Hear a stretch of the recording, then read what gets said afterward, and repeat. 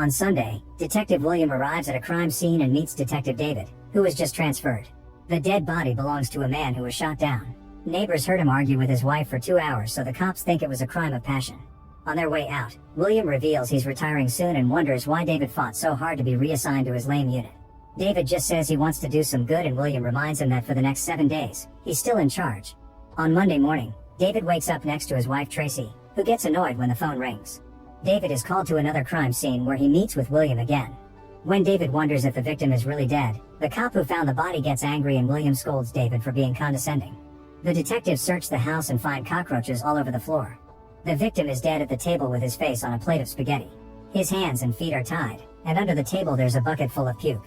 David keeps making dumb comments, so William sends him to talk to the neighbors. Later in the car, David reminds William that he already has a career in the homicide department, so he shouldn't be doing grunt work. At the morgue, 4 people are needed to push the victim's huge body onto the table. The doctor explains that the man ate until he hemorrhaged internally. There are also some bruises on his head, but he hasn't been able to tell what. William theorizes that the man had a gun pressed to the back of his head. Afterward, William goes to the police station and shares the case details with the captain. After 12 hours of eating, the killer kicked the man, which caused his insides to burst. This is a lot of work to kill someone, so William thinks the criminal put meaning into this and may be a serial killer. William requests to be reassigned because he doesn't want his last case to be a crazy one. He also points out that this is too soon for David, who gets angry and offended. The captain refuses to reassign William, but he does put David on another case. On Tuesday, a defense attorney is found murdered. While the district attorney tries to calm down the press, David makes it to the crime scene.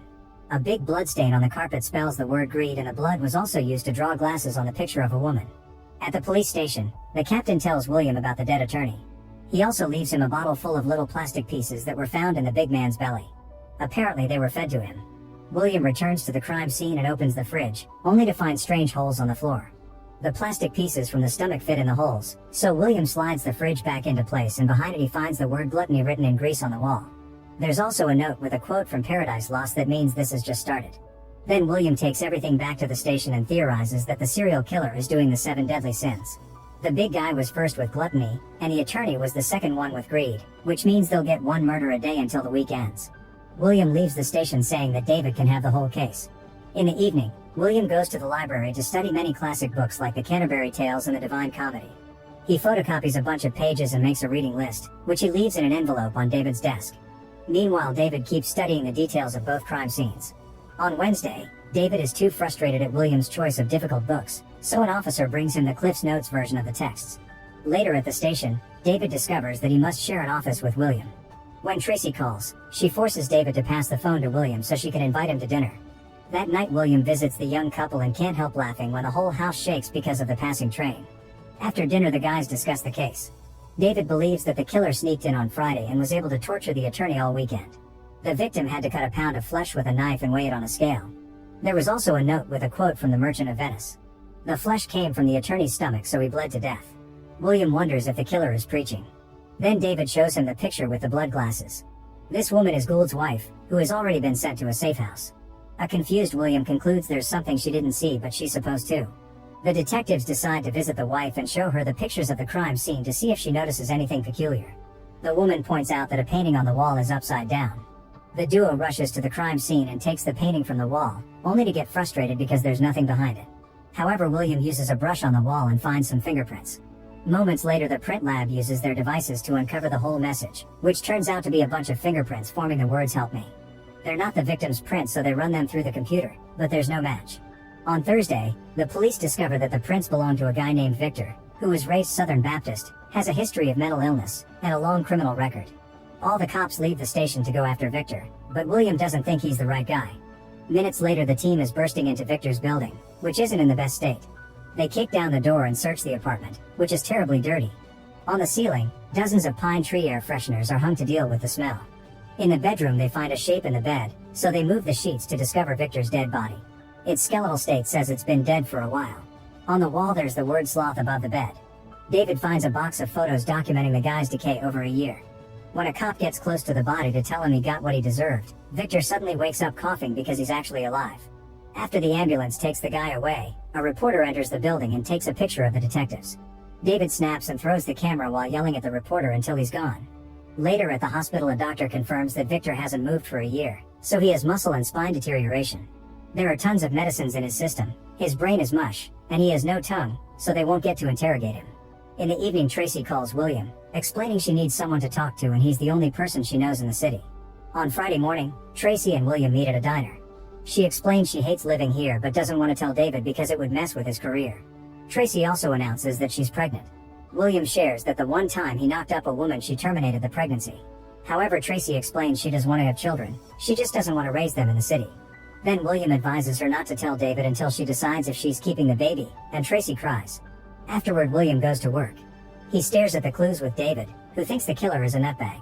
However, William thinks this work comes from a very methodical person. He drags David to the library and makes a new list of books that talk about the 7 deadly sins. For lunch, they go to a pizza parlor and William pays a guy under the table to do something very risky. At first, William doesn't want to explain himself, so David bothers him until he confesses.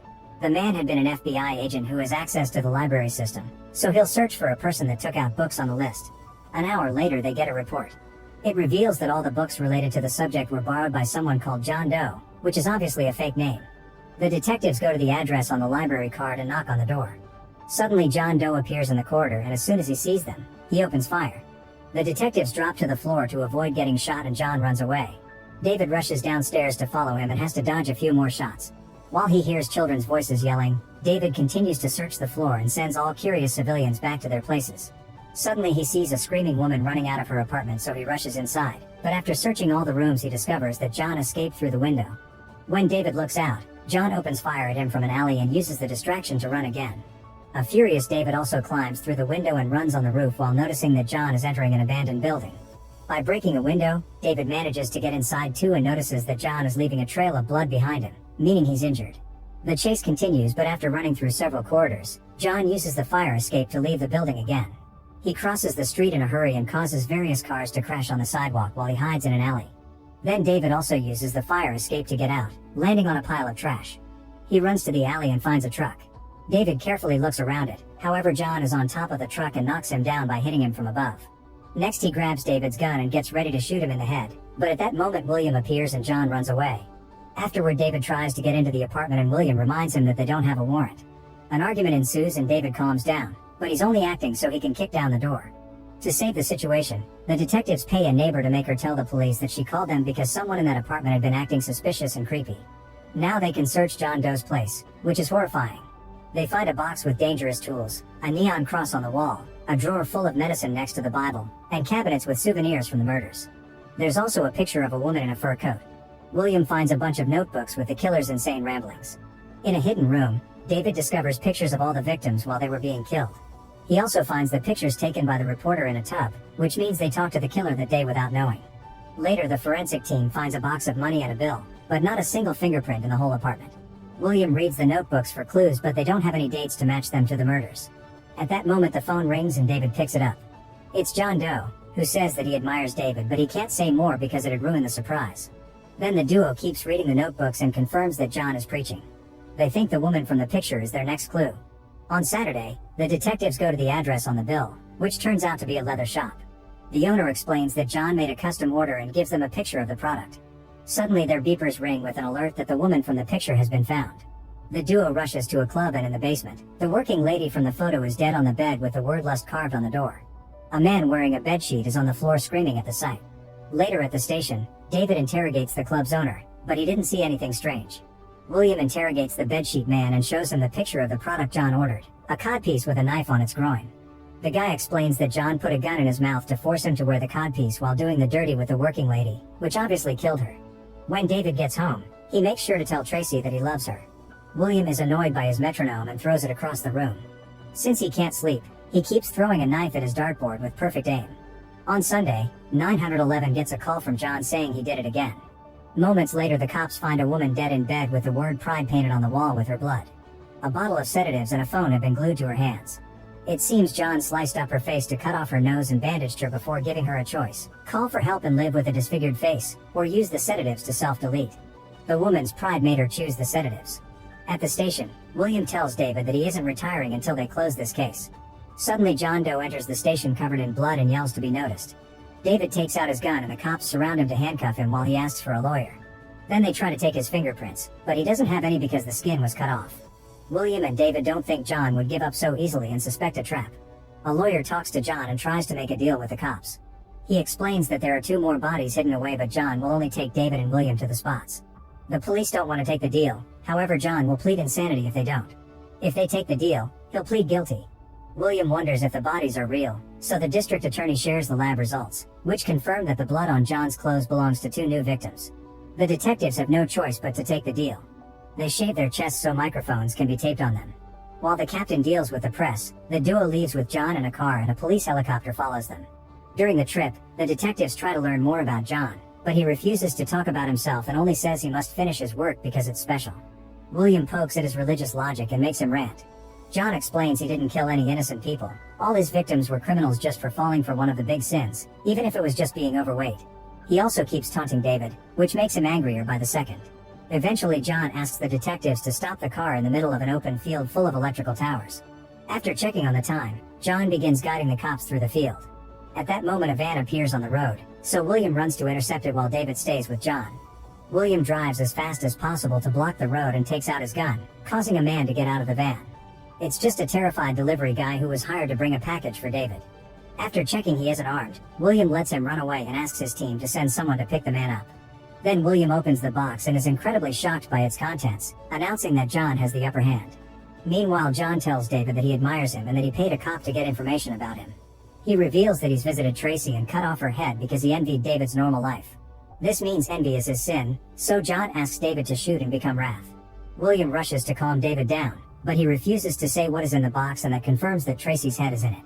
John doesn't stop taunting David and tells him that Tracy was pregnant, so William slaps him. Hearing about the baby is the last thing David needs to snap. He shoots John in the head and then his body 5 more times. In the evening, David is taken away by the police for his crime, and William finally leaves the force. Make sure to subscribe and turn on notifications so you can watch more videos like this. Thanks for watching.